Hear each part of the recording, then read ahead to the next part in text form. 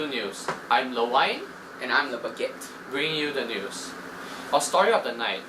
Flight from Paris to New York, Concorde Flight 4590, crashes minutes after takeoff from the Gare Airport in Paris. This horrible tragedy claimed the lives of 113 people, 109 of which was passengers of the plane, and the remaining 4 were residents of the Hotelissimo Les Relias Blues Hotel, located near Gonesse. According to eyewitness reports from the ground crew, the left rear landing gear had ruptured mid-takeoff and sent chunks of tire debris into the underside of the wing. Shortly after, flames were seen spewing out of the left engine. Despite the fire, the Concorde managed to take off. However, it did not accelerate or climb and struggled to remain in the air. The Concorde then banked sharply to the left, leading the plane into a collision course towards the town of Gonesse. At 4:45, Flight 4590 lost all control and finally crashed into the Hotelissimo Les Relias Blues Hotel near the airport.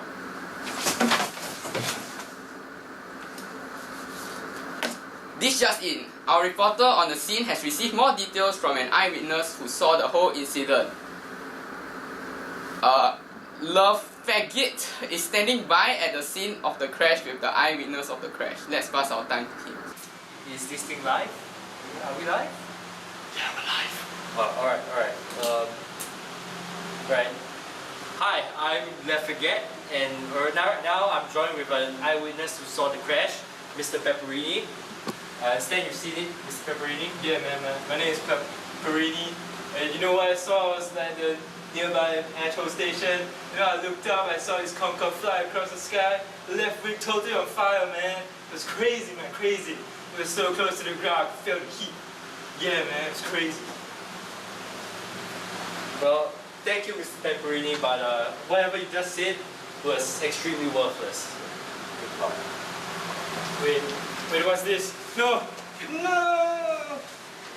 So, specialist investigators have already determined what was the cause of the crash. We now go to them. Thank you, Lefagette. Here on site, we have the Autismo, a post-accident investigator. The Autismo, what exactly led to this tragedy? So let me just say first, thanks for having me on set, the wine and the baguette. At first, we thought that the crash had something to do with the 1 hour delay in flight caused by a malfunction in the left landing gear. Investigations told us that this had nothing to do with the crash, so we ruled it out. Afterwards, we assumed it was an act of terrorism, but when we checked the black boxes, we ruled it out too. But why did that make you rule out there's an act of terrorism? You see, when we heard that the plane caught on fire before it lifted off, we assumed it was the act of a bomb caused by terrorists. But when the black boxes and the footage showed no signs of any explosions, we ruled it out, of course. Next up was an obvious clue, whereby the plane itself caught fire before it even lifted off. This told us that there was something suspicious. Air traffic controller confirmed that the plane caught fire before it even left the runway. This made us suspicious and it brought our attention to the runway, whereby I immediately found this, a 17.1-inch long titanium strip alloy. This is a huge find, as this indicates FOD, foreign object debris. This piece of debris should not have been on the runway, and the fact that it matches the damage we found on the tyre told us that we were onto something. Through tireless and extensive investigations through the CCTVs, we found out that this titanium strip alloy, this one, that was responsible for puncturing Concorde 4590's tyre, came from a plane that left around 5 minutes, a DC-10 Continental Airlines plane. This piece of titanium alloy strip came from that plane, DC-10. How long did that take you? It took me 3 minutes. Just 3 minutes? Okay, so Through my calculations, I figured out that the titanium strip alloy left behind by the DC-10 managed to come into contact with Concorde, and at that point of time, a chunk of tire, the wheel, got torn off at really high speeds. I would estimate at around a solid 310 miles per hour. This chunk of debris flew right into the underside of the plane. And while this did not puncture any fuel tanks directly, it sent shock waves pummeling throughout the panels and ruptured the weakest link in the fuel tank, which was fuel tank number 5. At this point of time, around 30 seconds after the takeoff, the fuel was leaking rapidly. The worst possible outcome now was there to be a heat source to ignite the fuel, to burn the fuel. And that is exactly what happened when the shrapnel that came from the burst tire sliced through a power cable in the landing gear. This caused the landing gear to be stuck in the down position, and to make matters worse, the gale wind whipped the severed power cable around, causing an electrical arc, which acted as an igniter for the fuel.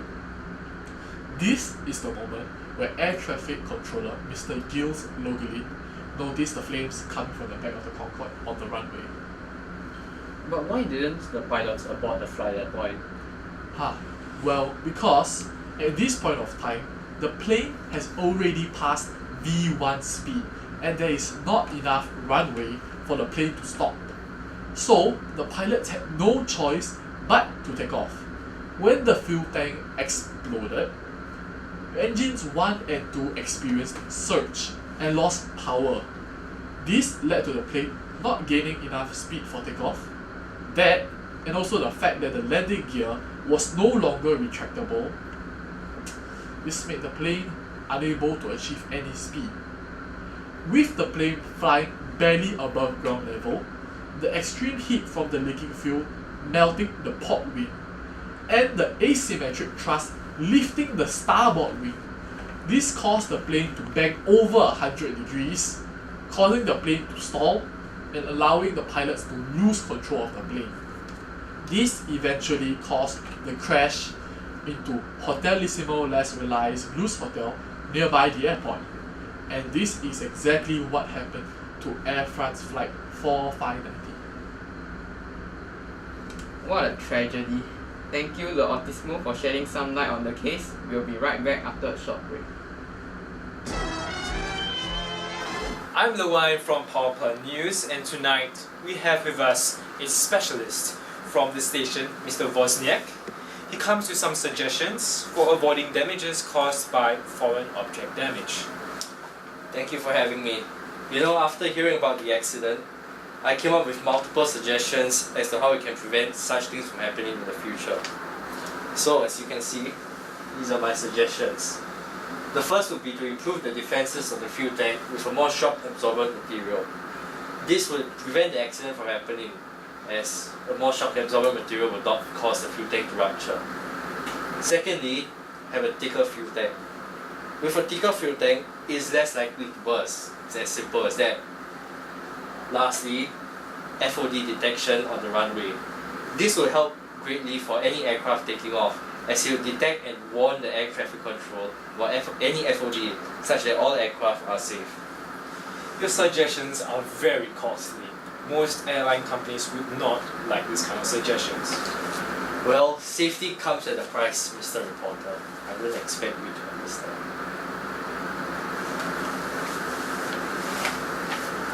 These were the sequences of events that led to the catastrophe, which was Air France 4590, claiming the lives of 113 unfortunate victims.